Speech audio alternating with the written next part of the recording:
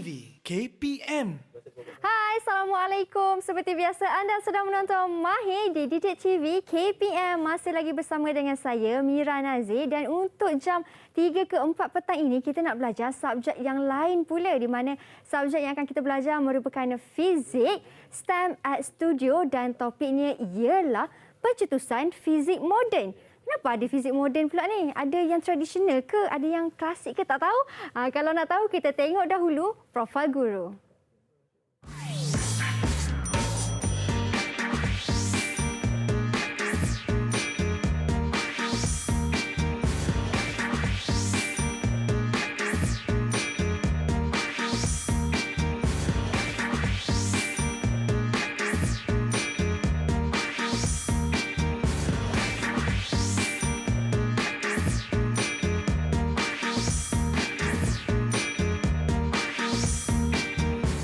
Baik, itu dia cikgu kita dan inilah dia bola yang cikgu dah baling kepada saya. Wow. Selamat datang cikgu. Assalamualaikum. Selamat datang. Baik, cikgu sihat ya? Alhamdulillah sihat. Wah, cikgu saya tertanya kenapa cikgu baling bola merah ni dekat saya. Ni kalau saya bertukar jadi seluar pula kan. Kenapa cikgu baling bola ni? Kerana apa? Sebenarnya bila saya baling bola tu, fizik klasik boleh menjelaskan laju dia, arah ke mana dia nak pergi, semua boleh dijelaskan. Tapi bila kita mula menyingkap dan melihat alam yang lebih kecil, kita zoom in, kita dah tak boleh guna formula-formula tadi. Wow. Aneh kan? Aneh. Itu tentang fizik klasik tu kan cikgu? Okey, tapi lepas ni cikgu nak terangkan lebih lagi tentang fizik yang lain pula selain daripada klasik ni. Tapi macam biasa cikgu, kita sanitasi tangan terlebih dahulu. Silakan cikgu. Okey. Baik. Oops. Kemudian diikuti oleh saya. Okay. Bila kita sudah sanitasi tangan, kita boleh buka pelitup muka dan simpankan di dalam sampul pelitup muka. Baik. Okey. Ini Cikgu Zul kita. Ya. Cikgu, tadi cikgu dah terangkan dah kenapa cikgu baling bola tu, kerana itu merupakan konsep fizik klasik. Saya nak bagi contoh yang mana dengan menggunakan ilmu fizik klasik ni, kita boleh tentukan laluan yang akan diambil oleh bola tadi. Tetapi bila kita zoom in, Baik. sampai ke elektron, sampai ke nukleus dia, semua formula-formula yang kita ada dekat dunia sekarang ni dah tak boleh nak apply dah. Dah jadi something yang aneh kat situ. Something yang aneh cikgu kata kan. Sesuatu yang aneh bila kita zoom in, ada elektron, ada apa lagi selain daripada elektron cikgu? Kita ada neutron, kita ada proton, semua lain lagi kecil daripada tu pun kita ada. Wow, dan jadi, itu yang kita nak belajar sebentar nanti ini. Yes, betul. Kita nak gunakan ilmu fizik yang moden untuk menjelaskan semua-semua tadi. Wow, itulah dia topik kita iaitu pencetusan fizik moden. Kalau nak tahu apa, kita berhenti berehat seketika, kita kembali selepas ini.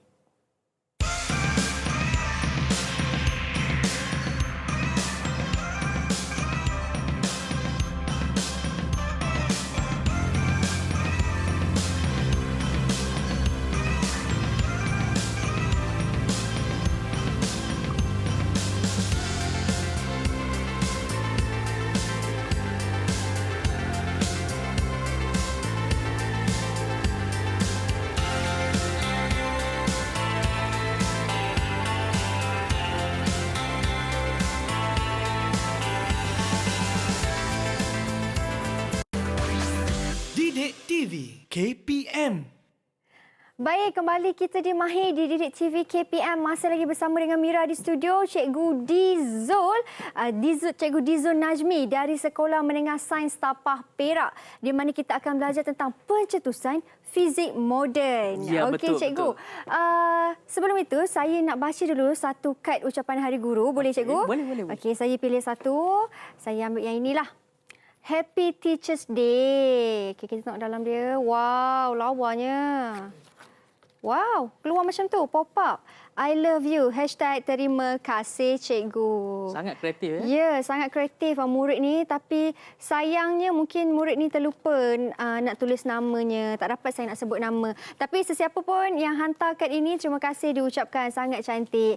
Okey cikgu, ini dah tentang Hari Guru yang bakal kita sambut pada 16 Mei nanti dan temanya ialah berguru demi ilmu bina generasi baharu.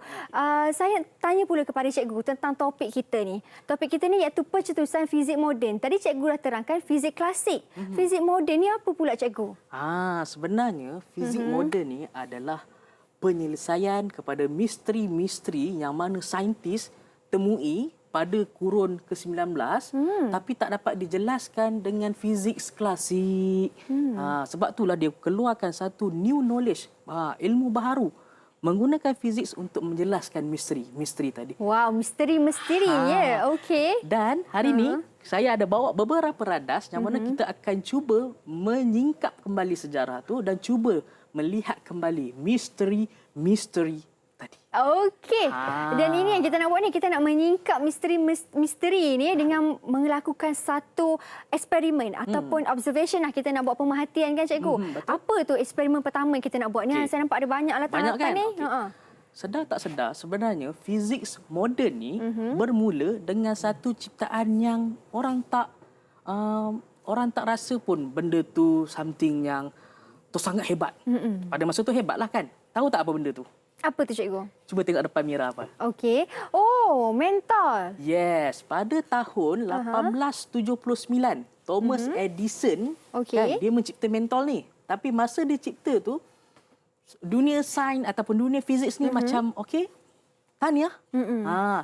Selepas tu 10 tahun lepas tu masa di zaman era revolusi perindustrian Jerman sekitar tahun 1800 macam itulah kan.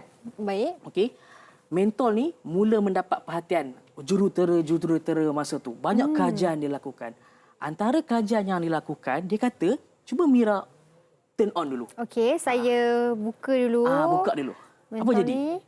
Okey, menyala cikgu. Okey, menyala. Sekarang ni cuba Mira bekalkan lagi banyak tenaga elektrik kat mentol tu. Saya pusing lagi cikgu. Pusing lagi. Pusing lagi. Okey.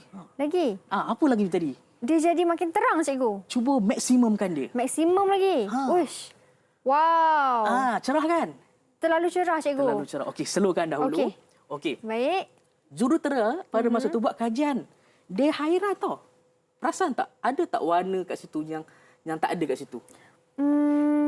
Okey, dia bermula dengan warna putih-putih sikit, kemudian kuning cair, kemudian kuning terang dan ke orange sikit, jingga sikit. Semakin lama makin cerah, makin bright yellow lah. Betul. Okay. Tapi ada satu warna tak ada kat situ. Warna biru. Ya. Warna biru, warna ungu. Tak ada, tak muncul kat situ. Saintis ni dia dah bagi banyak sangat. Salah seorang saintis tu nama dia Max Planck. Max Planck. Dia buat kajian simple je. Bagi banyak tenaga elektrik, tapi mana dia warna biru tadi? Tak muncul. So, dia bagi tak muncul-muncul. Pada masa tu, fizik klasik tak dapat nak jelaskan kenapa warna biru tak muncul.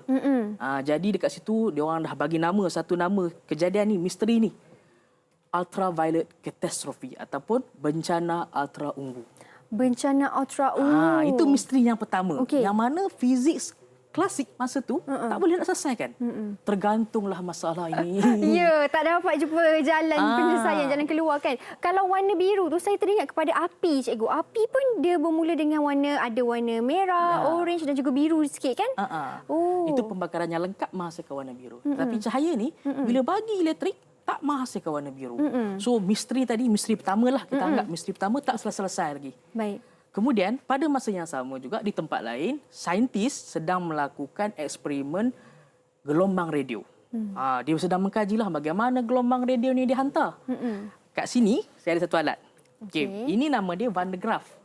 Alat ni lebih kurang samalah yang digunakan pada tahun-tahun yang lama tu untuk mengkaji gelombang radio. Kalau kita switch on, wow, ada elektrik ke tu cikgu? Berani tak nak pegang? Tak nak. Rambut tu macam tegak aja cikgu. Rambut ke atas tu. Apa yang terjadi adalah berlaku percikan spark ataupun elektron lompat ke sini. Okey, kalau saya letak ke sini. Okey. Simple kan? Nampak macam simple persoalan dia. Okey, saya tutup dulu. Okey. Okey. Pada zaman tu, saintis menemui satu perkara yang agak pelik. Bila dia ambil lampu warna cerah, warna merah ke tadi kan, warna kuning tadi, dia halakan kat sini, tak ada apa-apa perubahan. Tapi bila dia ambil lampu ultraviolet, contoh macam ni, dia halakan kat sini, percikan tadi menjadi semakin banyak, semakin kerap.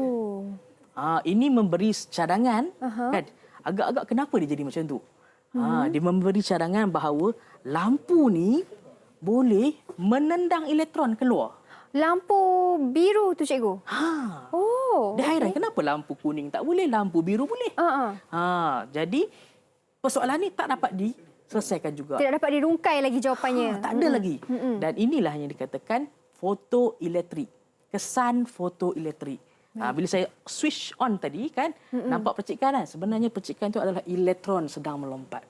Bila kita letakkan lampu ultra ungu ni, lebih mudah elektron itu melompat. Jadi fizik klasik tak dapat diselesaikan lagi. Misteri kedua. Misteri kedua. Itu misteri kedua kita. Okey. Misteri kedua kita. So bagaimana nak selesaikan? Pada masa tu, saintis-saintis, ahli fizik, dia beranggapan cahaya, tak kisahlah warna kuning ke, warna biru ke, semuanya bersifat gelombang.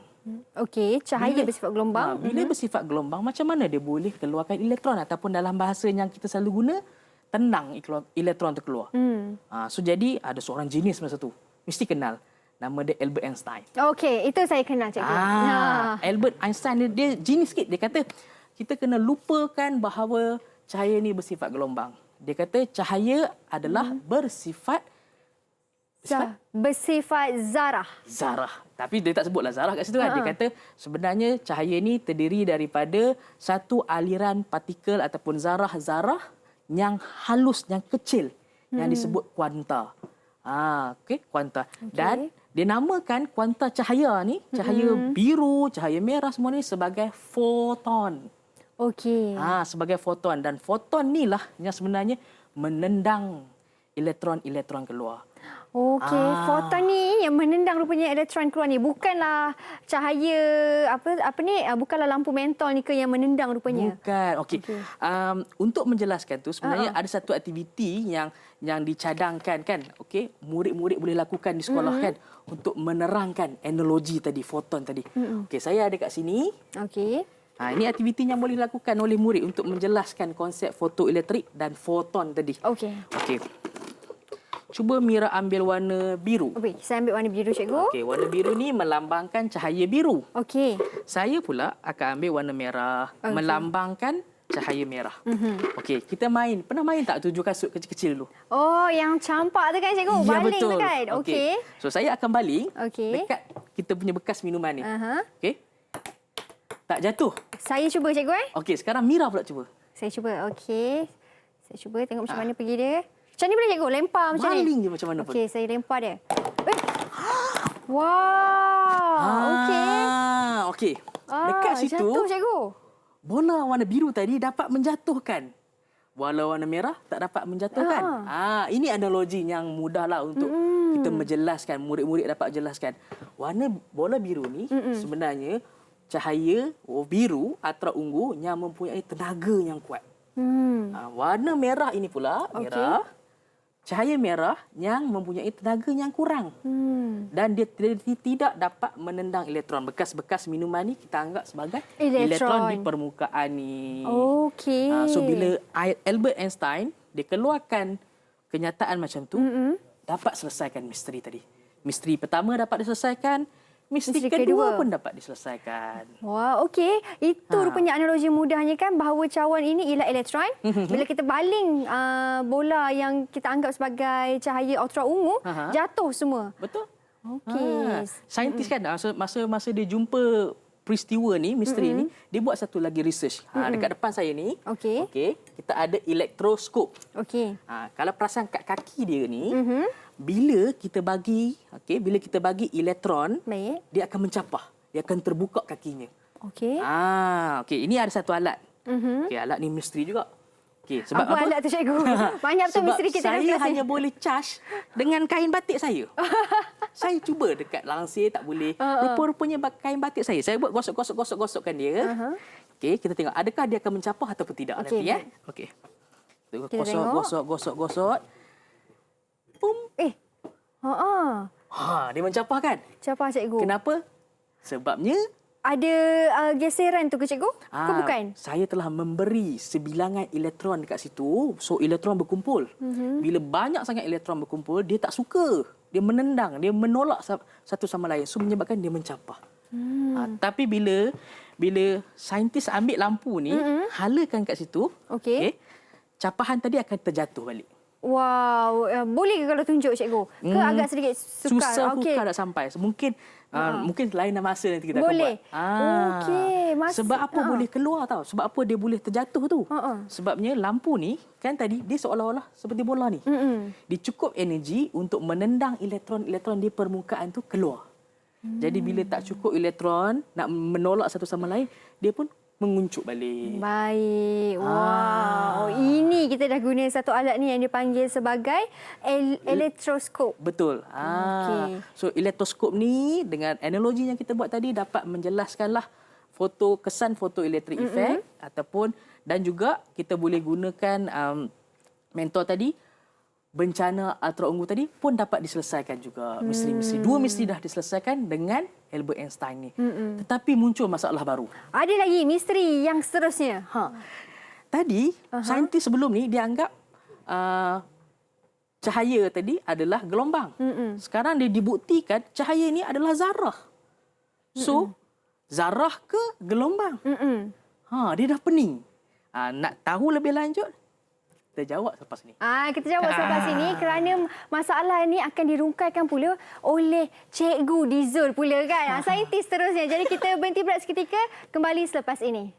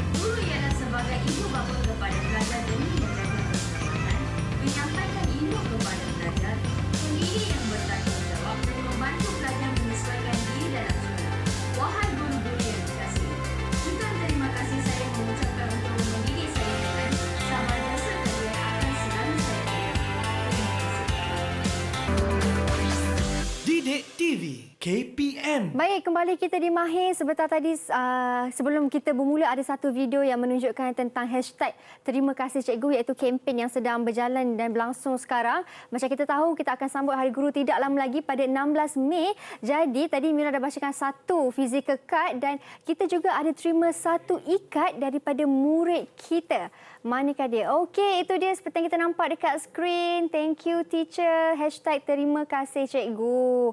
Wah, cantiknya. Tu yang kecil tengah baca buku tu siapa? Yang hantar tu ke?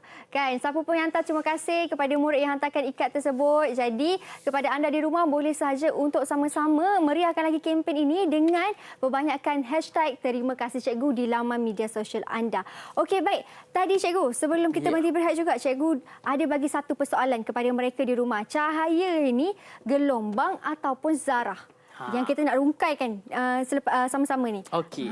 Tadi kita dah lalui dua misteri. Albert Einstein pun dah selesaikan dua misteri tadi. Okey, sekarang kita nak lihat pula satu lagi misteri lain. Okey. Pada tahun sekitar 1920 lah, macam tu kan. Ada saintis-saintis dia menjalankan satu eksperimen tentang elektron. Masa tu elektron ni tak dikenali sangat. Dia macam something yang baru. Jadi apa yang dilakukan oleh saintis pada masa itu adalah, kalau boleh saya rujuk dekat sini kan. Boleh, Cikgu. Okey. kita ada satu set senapang elektron. Nampak macam mainan kan? Tapi bahaya ni sebenarnya. Oh, bahaya cikgu. Senapang ni, dia akan menembak keluar elektron-elektron. Okey, dan elektron ni dihalakan ke sebuah kristal. Bila dah dihalakan ke sebuah kristal, saintis dapat lihat bentuk sana tu. Corak pembelauan. Dia hairan. Kenapa dia hairan? Sebab pada masa tu rata-rata semua orang fizik ataupun saintis beranggapan bahawa elektron ni dia macam ni. Dia macam apa? Dia macam partikel, dia macam zarah.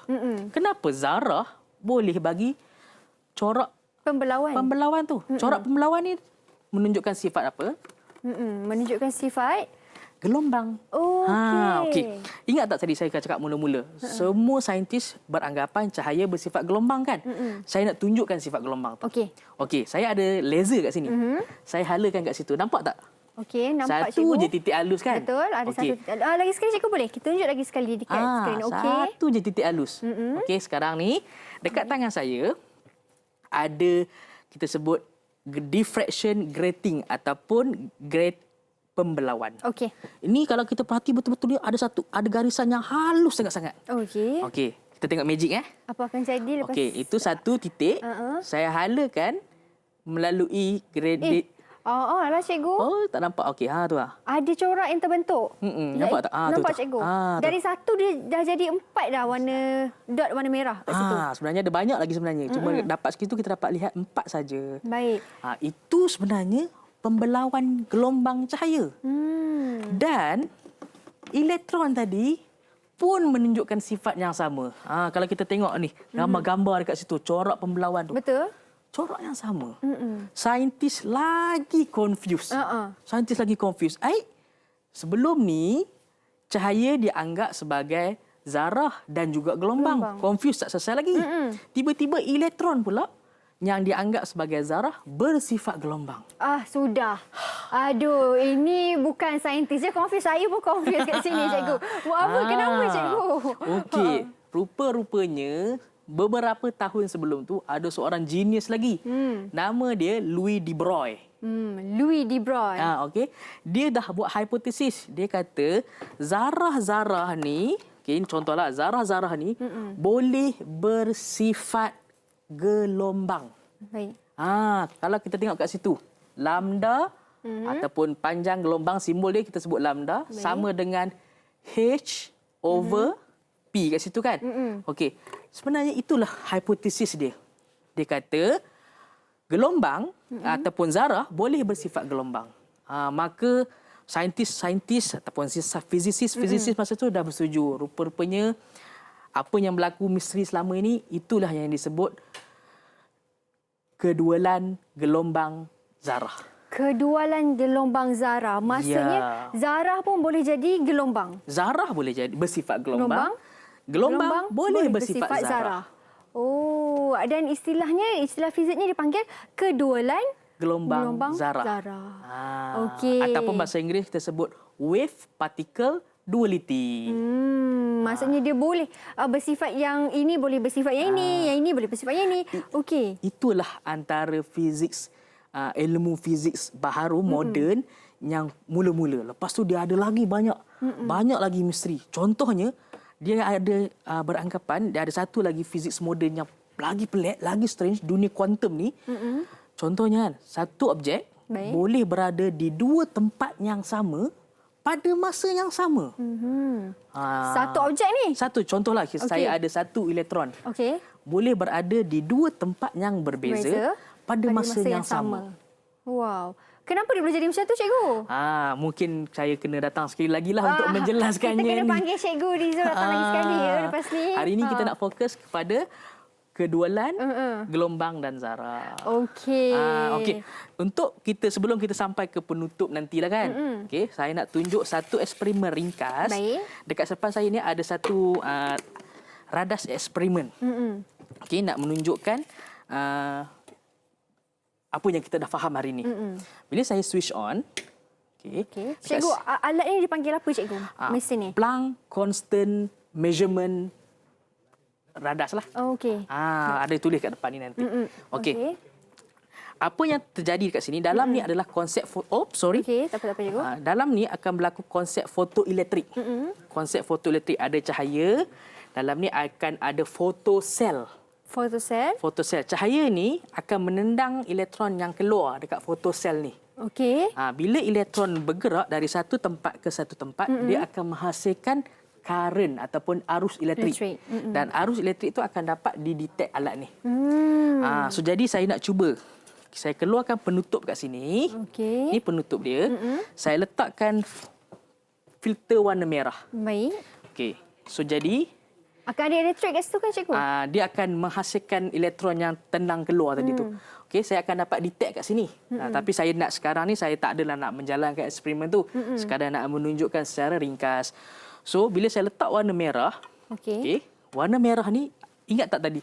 Bola tadi. Ingat, tenaga dia rendah ke tinggi? Tenaga dia rendah saja. So jadi kita akan dapat bacaan yang rendah. Sebab tenaga dia rendah. Tetapi bila kita guna warna biru ataupun ungu kat sini, okey, yang mempunyai tenaga yang tinggi, kita akan dapat bacaan yang lebih tinggi. Bacaan elektrik yang lebih tinggi. Bacaan elektrik yang lebih tinggi. Sebab elektron lebih banyak ditendang keluar. Jadi eksperimen ni boleh dilakukan murid-murid dekat sekolah masing-masing. Sangat-sangat berguna untuk kita memahami lebih mendalam. Dekat sana saya ada satu contoh lah. Satu contoh graf menunjukkan hubungan. Baik. Hubungan kat situ antara stopping voltage dengan panjang gelombang. Mungkin nanti kita akan cerita lebih lanjut lah. Hari ini saya nak tunjuk je hubungan je. Cikgu tunjuk dia punya secara overall. Overall dia lah. Itu formula ke macam mana cikgu? Itu adalah lukisan hasil bacaan rekod data di sini. Kita plot graf dia, dapat hubungan kat situ. Okey. Jadi ini antara alat-alat yang pelajar, murid-murid boleh gunakan sendiri di sekolah masing-masing untuk memahami lebih mendalam. Dan memang mereka ada menjalankan eksperimen ni di sekolah juga kan cikgu? Ya, betul. Jadi mereka akan fahamlah sebab macam kita tahu bila kita di studio kita ada sedikit kekangan juga kan. Jadi macam cikgu dah terangkan kalau warna merah dia punya arus elektrik dia akan rendah, kalau kita gunakan yang berwarna biru arus elektriknya akan tinggi. Kerana tenaga yang dikandung oleh warna biru lebih tinggi. Okey. Itu semua ilmu-ilmu fizik moden. Baik. Dan warna yang digunakan hanya dua saja kan cikgu? Merah dan juga biru. Boleh ke kalau guna warna lain? Ada nampak warna lain juga? Kita ada warna hijau, kita ada warna jingga, kita ada warna kuning. Okay, ada banyak lagi warna yang kita boleh cuba pelajar murid tu boleh try sendiri. Okey. Jadi kalau untuk setiap warna-warna tu kan cikgu, tetap kita akan dapat hasil bacaan yang paling tinggi tetap warna biru ke macam mana cikgu? Kalau ikut spektrum warna tu, warna merah yang paling rendah, warna ungu yang paling tinggi. Okey. Semua ni, ilmu-ilmu knowledge ni sebenarnya, apa kepentingan dia? Apa kepentingan dia untuk kita zaman sekarang ni? Kan, kenapa kita nak kena faham tentang warna-warna semua ni kan cikgu? Pernah tak, saya nak cerita, pernah tak lihat ni? Okey. Apa ni agak-agak? Wah, apa ni? Bersihkan sikit. Okey. Saya nampak macam ada kipas pula dekat belakang tu kan cikgu? Ini saya nak tanya yang ini dulu. Okey, yang itu saya rasa dia punya tapak dia kot cikgu. Inilah yang kalau kita pergi rumah-rumah orang sekarang ni, ada atas bumbung dia tu. Oh, solar panel. Solar panel. Okay. Sebenarnya solar panel ni menggunakan konsep fotoelektrik tadi. Cahaya matahari kan dia tendang elektron keluar. Elektron tu bila elektron tu bergerak menghasilkan arus elektrik. Arus elektrik tu disimpan sama ada digunakan untuk pelbagai. Contoh cuba Mira kuatkan lampu tadi. Okey. Saya kuatkan lampu tadi. Okey, kita kuatkan lampu tadi. Kita anggap itu adalah matahari. Baik. Okey, kita anggap itu adalah matahari. Saya tepikan dulu. Okey, bila saya dekatkan, saya nak cahaya matahari tadi, tenaga arus elektrik tadi digunakan untuk memutarkan kipas motor ni. Saya masukkan kat sini. Ini kit saya. Okey. Di sekolah, murid-murid boleh buat aktiviti ni untuk mengkaji fotoelektrik sendiri. Ini cikgu punya kit lah. Dekat sekolah mungkin murid-murid boleh buat satu kumpulan, fokus dekat satu tugasan sahaja. Okey. Bila saya dekatkan, lah. Wah. Bergerak. Inilah elektron yang keluar tu menghasilkan arus elektrik. Okey, sekarang kita dah tukarkan tenaga cahaya kepada tenaga motor, betul? Betul. Sekarang ni saya nak tukarkan kepada tenaga cahaya. Tenaga, okey. Cahaya kepada tenaga elektrik kepada tenaga cahaya balik. Okey. Kita tengok. Nampak tak LED tu boleh menyala? Ya, betul. Nampak tak? Betul, cikgu. Yang LED yang berwarna merah tu kan, cikgu? Betul. Menyala, betul. Sekarang ni, kalau kita tengok kat sini, okey, saya boleh charge bateri ni. Saya boleh charge ke bateri ni. Dengan adanya cahaya daripada matahari menghasilkan elektron yang lompat keluar tadi, saya boleh ambil elektron tu ataupun tenaga elektrik tu untuk disimpan dalam bateri ni. Waktu malam saya boleh guna. Ya. Wah, sama dah juga konsepnya kan, cikgu. Cuma ini dalam yang lebih mudahnya yang lebih lah. kecil. Yang lebih kecil. Okey. Mungkin di sekolah murid-murid boleh buat kereta lumba sendiri ataupun bot lumba sendiri yang menggunakan tenaga elektrik. Asasnya semuanya daripada pemahaman foto elektrik. Okey, cikgu, saya ada pernah nampak juga kan ada sesengah di rumah orang, mereka kan letak mentol, lampu mentol di luar dan bila malam lampu mentol tu menyala. Dia kata dia menggunakan Tenaga solar. Tenaga solar. Konsep yang sama. Konsep yang sama juga. Pada waktu siang, tenaga elektrik yang dihasilkan disimpan di dalam bateri. Bila malam, tenaga tu digunakan untuk mencahayakan lampu LED tadi. Oh, macam tu. Tapi asasnya masih lagi foto elektrik. Kalau saintis-saintis ni tak kaji benda ni, mungkin kita tak ada lagi.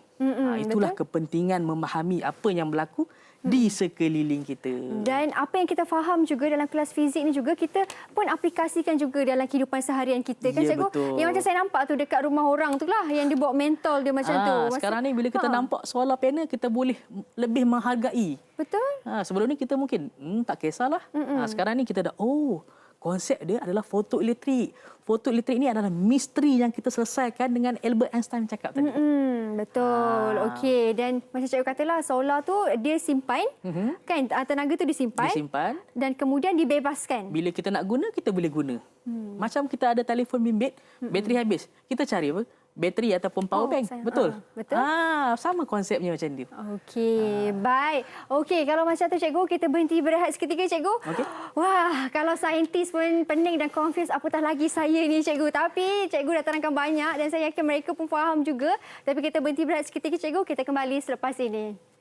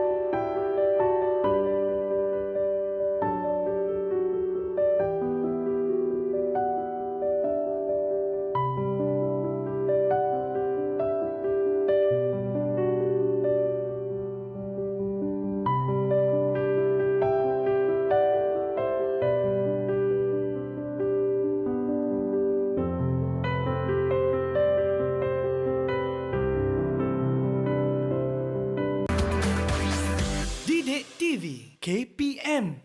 Baik, kita sudah berada di segmen yang terakhir setelah banyak misteri-misteri yang telah dapat dirungkaikan. Di segmen yang terakhir ini, cikgu akan menerangkan lebih lagi. Tapi pada mereka yang baru saja tengok, yang macam baru saja tengok ni, macam mana ni, tak apa, anda boleh tengok siaran ulangan pada malam ini ataupun anda boleh saja terus pergi ke laman YouTube rasmi NTV7 Official Malaysia. Type saja Physics STEM at Studio. Nanti anda akan dapatlah dengar semula apa yang cikgu ajar sepanjang 1 jam ini.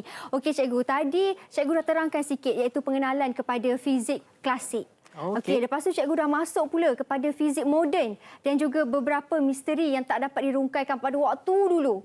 Okey, dan sekarang disebabkan adanya saintis-saintis kita dapatlah rungkaikan sedikit kan cikgu.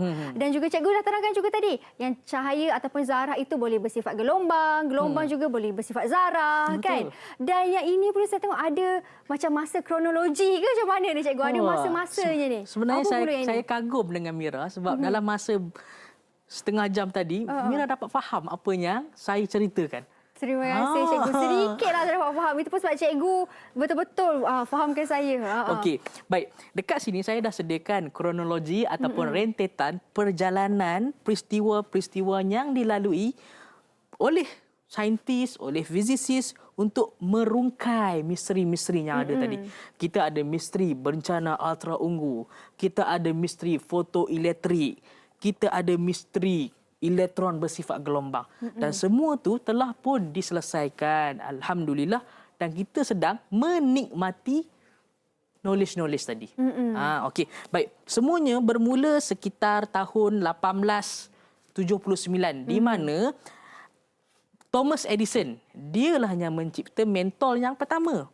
Tapi mentol tu bagus, boleh menerangi kawasan, tetapi belum lagi memberi sumbangan kepada dunia fizik pada masa tu. Okey. 10 tahun selepas tu, lebih kuranglah, okey, dekat Jerman, era perindustrian dia, banyak syarikat-syarikat jurutera mengambil paten-paten daripada Thomas Edison tadi, dia buat kajian untuk tambah baik. Tambah baik. Dan salah seorang dia adalah Max Planck. Max Planck yang ini? Inilah orangnya. Itulah Max Planck. Okey. Dia buat kajian. Kajian dia simple je. Kenapa warna mentol yang kita tengok tadi tu tidak dapat warna biru ataupun ungu? Dia buat kajian. Tetapi daripada kajian dia dah temui secara matematiknya hubungan antara energi dan juga frekuensi. Dia kata, kalau frekuensi itu tinggi, tenaga pun tinggi. Tetapi malangnya dia tak faham. Salah maksudnya? Tak salah. Dia dapat daripada data, daripada eksperimen yang dia lakukan, dia dapat hubungan tu. Tapi dia tak dapat nak memahami sebab tak ada lagi ilmu fizik yang boleh menjelaskan dia. Okey. So tergantung kat situ. Betul. Okey, tahun 1900 lah kajian tu dia buat oleh Max Planck, tergantung. Inilah misteri yang pertama. Kemudian 5 tahun lepas tu, 5 tahun lepas tu, foton oleh Einstein. Ingat tak foton tu apa? Foton. Foton tu apa cikgu? Kuanta ataupun partikel-partikel ataupun zarah-zarah yang kecil yang dibuat membentuk kuanta. Kuanta ni untuk cahaya kita sebut foton. Einstein dia keluarkan information ni, and then semua misteri tadi, 2 misteri iaitu misteri ultra ungu dan juga misteri fotoelektrik dapat dijelaskan yang kita main 7-7 tadi. Kemudian pada tahun 1927. Okey. 1927, saya skip 1 tahun kat sini. 1927, eksperimen yang menggunakan elektron ditembak kepada kristal menghasilkan corak pembelauan cahaya. Tadi dia hairanlah kat situ kan. Rupa-rupanya pada tahun 1924, De Broglie dah pun buat hipotesis tu. So inilah rangkuman tentang sifat kedualan gelombang zarah. Baik. Dan ini yang foton ni ke? Paket tenaga yang distrik ni ke cikgu? Ya, betul. Dia paket-paket tenaga yang kita sebut kuanta. Tapi untuk gelombang cahaya kita sebut foton. Itulah orangnya. Albert Einstein. Yang bawah tu kenal tak? Yang bawah ni, siapa nama dia cikgu? Itulah Louis de Broglie. Louis de Broglie. Dialah yang buat hipotesis. Dia kata sebarang zarah boleh bersifat gelombang. Itulah hipotesisnya. Wah, dan betul, dan hipotesis yang dibuat tu pun betul sebab dapat disahkan. Pada tahun 19 tengok berapa tahun tu?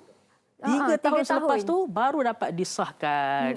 Maksudnya itulah proses ataupun evolusi bermula daripada penciptaan mentol ni, bermula daripada pemerhatian kenapa warna cahaya biru tak ada, sampailah tahun ni fizik telah mula berubah. Daripada klasikal fizik ni kalau kita ingat kat zaman sekolah dulu kan Mira, kita ada Isaac Newton, hukum Newton pertama, hukum Newton kedua. Itu adalah fizik klasik. Semua fizik-fizik tu tak dapat nak jelaskan misteri ni. Jadi inilah permulaan ataupun pencetusan fizik moden. Wow, dan mereka inilah saintis-saintis yang berperanan untuk pencetusan fizik moden ni kan, ramai cikgu? lagi sebenarnya. Cuma saya highlightkan beberapa orang yang kita boleh faham konsepnya. Okey. Cikgu, saya juga nak tanya tentang cahaya yang berwarna biru. Kenapa kita kena, macam cikgu kata, cahaya yang berwarna biru tu dia lebih tinggi berbanding cahaya yang lain kan cikgu? Okey. Kenapa? Sebab apa dia warna biru lagi tinggi? Kenapa bukan warna lain? Kenapa warna biru? Okey, dia sebenarnya macam ni. Warna merah, Okey. kemudian naik sampai ke warna biru, dia ada perubahan frekuensi. Okey. Perubahan frekuensi ni kalau kita tengok dekat sini, Max Planck. Dia kata kalau frekuensi tu semakin bertambah, energi ataupun tenaga semakin bertambah. Jadi warna ungu ataupun biru di hujung spektrum warna ni mempunyai frekuensi yang tinggi. Dalam erti kata lain, warna biru atau ungu ni juga mempunyai tenaga yang tinggi. So bila kita ada tenaga yang tinggi, kita bolehlah mengeluarkan elektron tadi dengan lebih mudah. Okey, cikgu boleh tak cerita sikit tentang bencana ultra ungu ni dalam kehidupan seharian kita? Bencana ultra ungu seharian. Ya, ataupun aplikasinya dalam kehidupan seharian kita lah. Okey. Bencana ultra ungu tadi asas dia adalah kenapa warna biru tak dapat bila kita bagi elektrik, bagi tenaga elektrik yang banyak. Itu misteri dia. Daripada misteri ni sebenarnya yang kita dah jumpa lagi penjelasan yang lebih mudah. Dan penjelasan ini, nilai ilmu penjelasan ni ialah yang digunakan untuk menghasilkan foto-foto sel suria, panel dan pelbagai lagi lah. Itulah kesan sampingan ataupun kesan kebaikan yang kita dapat daripada knowledge yang dikaji ni. Okey, itu dia. Wow, betul-betul penuh dengan saintifik. Kita punya kelas kita petang ini kan cikgu, tentang warna dan juga tadi cikgu pun dah terangkan bagaimana aplikasi bencana ultra ungu tu yang kita boleh aplikasikan dalam kehidupan seharian kita kan. Wah, dan inilah kronologinya daripada 1879 sampai 1927. Okey, cikgu, mungkin ada sedikit sepatah dua kata kepada mereka di rumah. Bagaimana untuk mereka faham fizik ni dengan lebih mendalam ataupun untuk mereka suka kepada subjek ni? Sebenarnya kan, kalau saya lihat pada pengalaman saya, bagaimana saya mula menyukai fizik ni adalah sifat ingin tahu. Ya, betul. Sifat ingin tahu sesuatu. Sebenarnya, Mira tahu tak bahasa untuk fizik siapa? Apa tu cikgu? Bahasa untuk fizik adalah matematik. Oh, okey. Yes. Bahasa untuk fizik adalah matematik. Sebab bila kita nak menjelaskan sesuatu, kita menggunakan matematik. Sebab tu kalau perasan tadi kan, Max Planck, dia boleh temui penjelasan tentang fotoelektrik tadi melalui matematik. Tetapi dia tak faham. Sampailah Albert Einstein cakap foton ni sebenarnya paket tenaga. Itulah fizik sebenarnya. Dia merungkaikan sesuatu menggunakan matematik. Contoh paling simple lah. Kita ada kipas yang berpusing. Betul. Kita tanya-tanya diri kita, kipas ni kelajuannya berapa pusingan dia? Ataupun dalam bahasa yang selalu orang guna RPM. Kan semua orang tertanya. Fizik ni nak jelaskan tu dengan matematik. Dengan sifat ingin tahu itulah sebenarnya seorang murid tu dia boleh menyukai fizik. Tapi kalau dia tak nak tahu, betul. dia kena ada sifat ingin tahu tu. Curiosity tu kena ada. Yes. Maksudnya fizik ni bukan sekadar membaca dan juga menghafal, bukan menghafal semata-mata tapi kena nak tahu dan juga kena faham. Saya cakap kat murid-murid saya kan, jangan cuba hafal. Kita faham dahulu sebab bila kita dah faham, senang kita nak explain. Baik, itu dia cikgu kata. Ingat, jangan cuba untuk hafal, kita faham dulu, senang untuk kita explain. Ya, okey. betul. Cikgu, terima kasih cikgu dalam masa 1 jam ni, dalam masa yang terhad 1 jam ni kan, banyak yang dapat saya belajar. Kalau saya dapat belajar, apatah lagi murid-murid di rumah, apatah lagi murid-murid cikgu juga yang sedang menonton sekarang ni. Jadi saya ucapkan terima kasih kepada mereka yang menonton sehingga ke penghujung rancangan. Terima kasih juga kepada cikgu atas ilmu yang cikgu berikan pada kami pada hari ini sepanjang 1 jam. Semoga ilmu yang kita kongsi hari ini, yang kita belajar hari ini bermanfaat untuk semua. Ya, insya-Allah, amin. Terima kasih cikgu. Dan kepada anda di rumah, macam biasa, jangan lupa untuk tonton juga Mahir pada keesokan hari. Kalau nak tahu subjek apa pula, cikgu apa, kita jumpa lagi esok hanya di waktu yang sama, hanya di Mahir, Didik TV, KPM. Bye. Assalamualaikum.